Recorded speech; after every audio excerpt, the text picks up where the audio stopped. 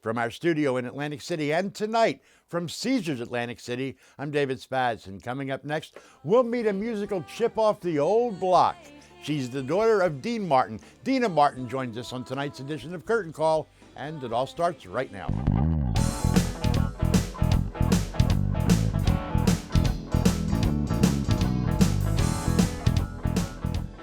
And we are backstage in dressing room B at Caesars Atlantic City, where my guest tonight is following some very famous footsteps separated by, I don't know, maybe 60 years, but only a few hundred feet. I'll explain what that means later. I mean, it's a good thing her name is Deena, because if it was Karen, then Karen sings Deena wouldn't make sense. But Deena sings Deena, it makes sense. Deena Martin, welcome to Atlantic City. Thank you so much. All right, let's get the important stuff out of the way first. All right, you are here performing a fundraising concert for the Schultz Hill Foundation, which supports the arts and education and history here in Atlantic County. And beyond that, you are keeping a musical legacy alive. I am, and it's an honor for me to be able to do that.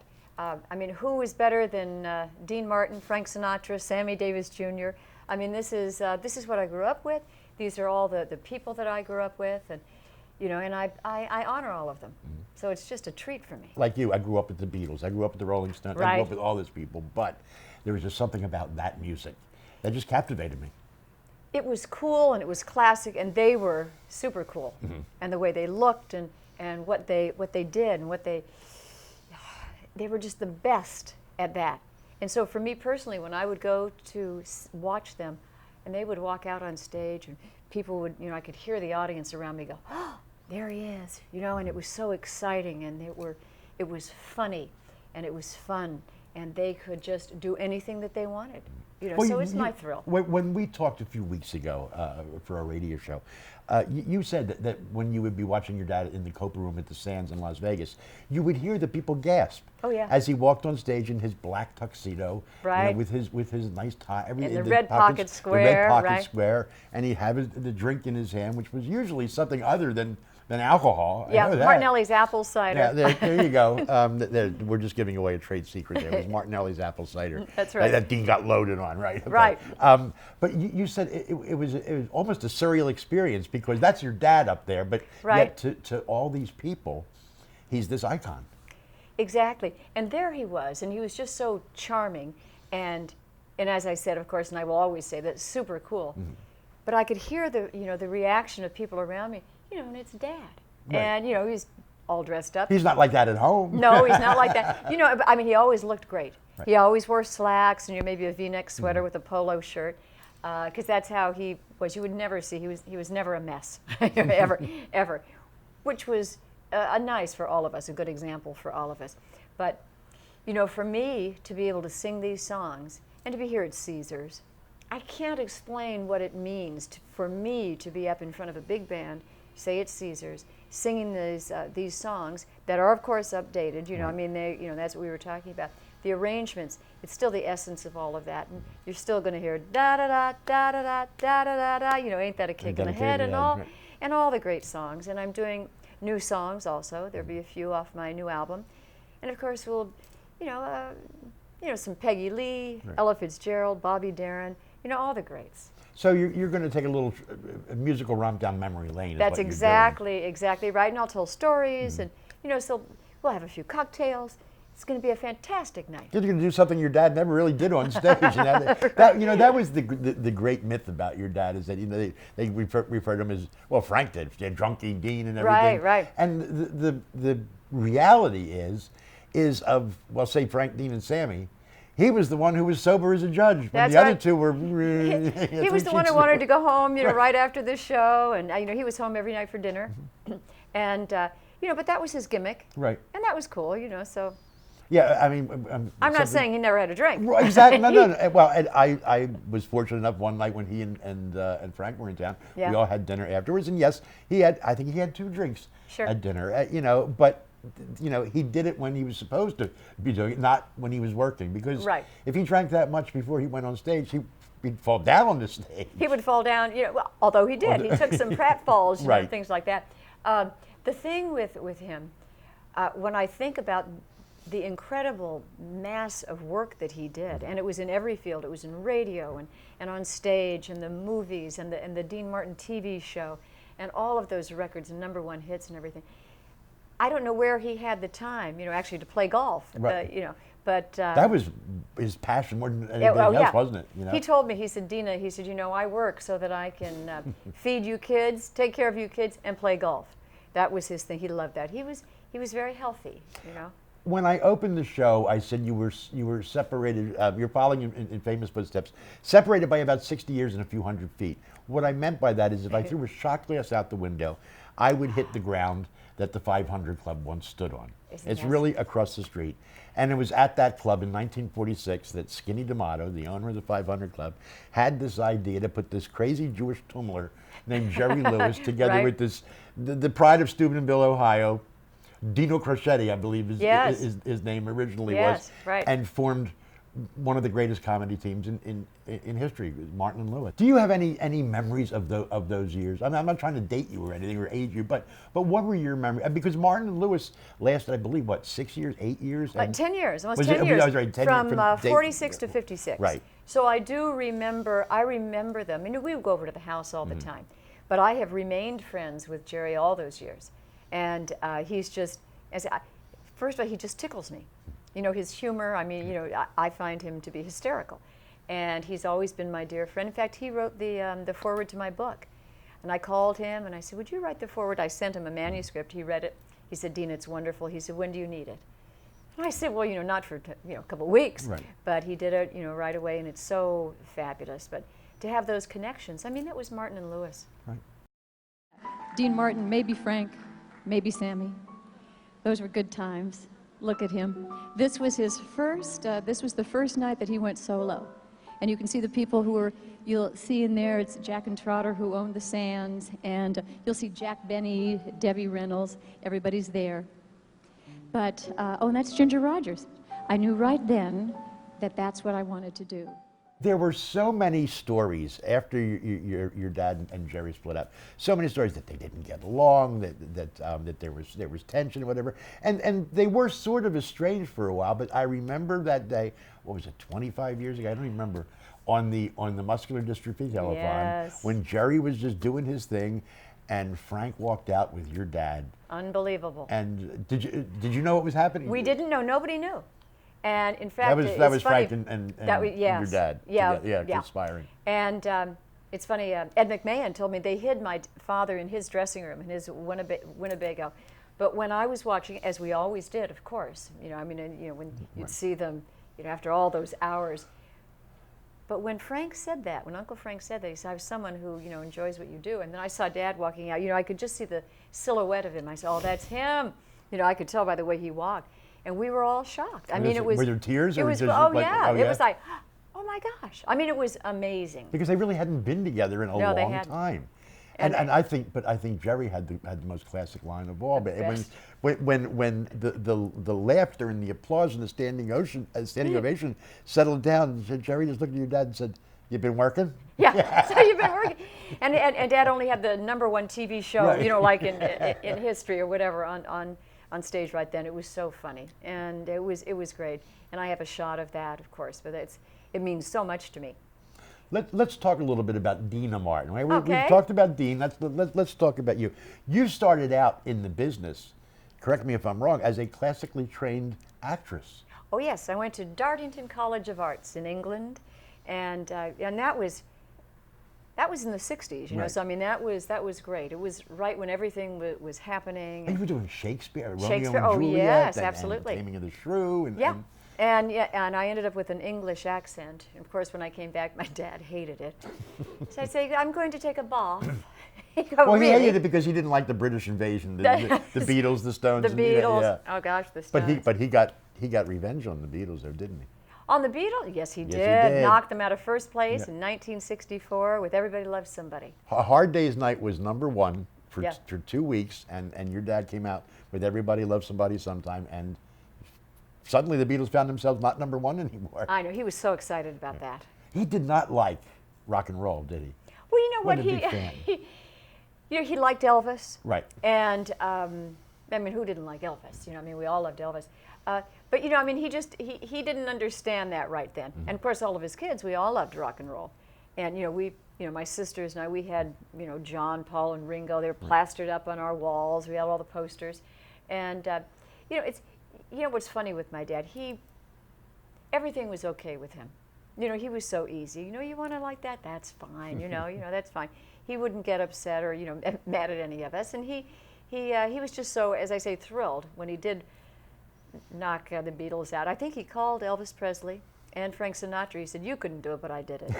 It was cute. Well, I think what was interesting is that your brother Dino had some success with the band back between, I think, 65 and 69. Dino, Desi, and Billy.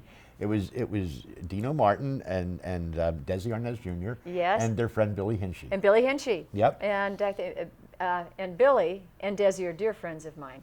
And in fact, I came to Atlantic City when they played Steel Pier. That's yes. right.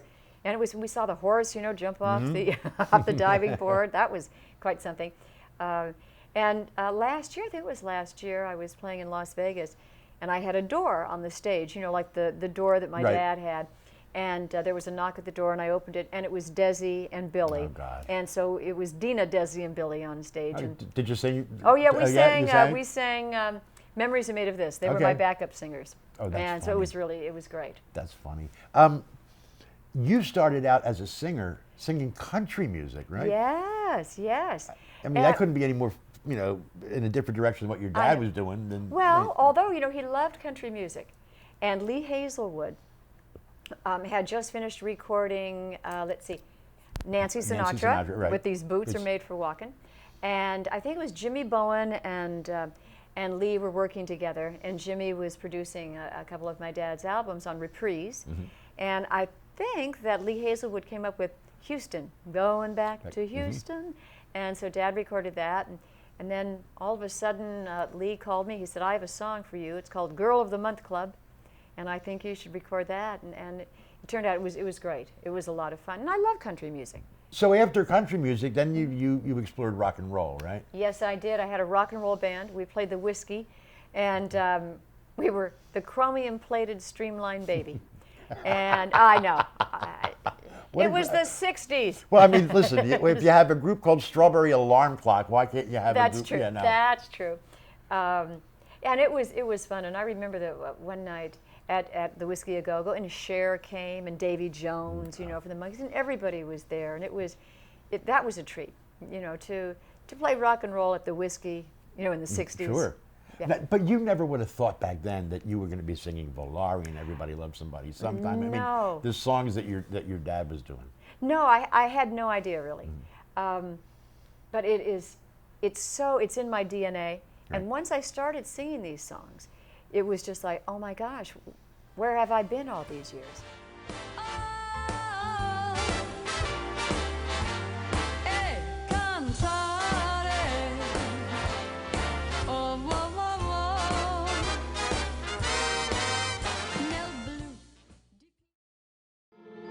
Ladies and gentlemen, I'd like you to meet my daughter, Deena. Oh, there's Deena.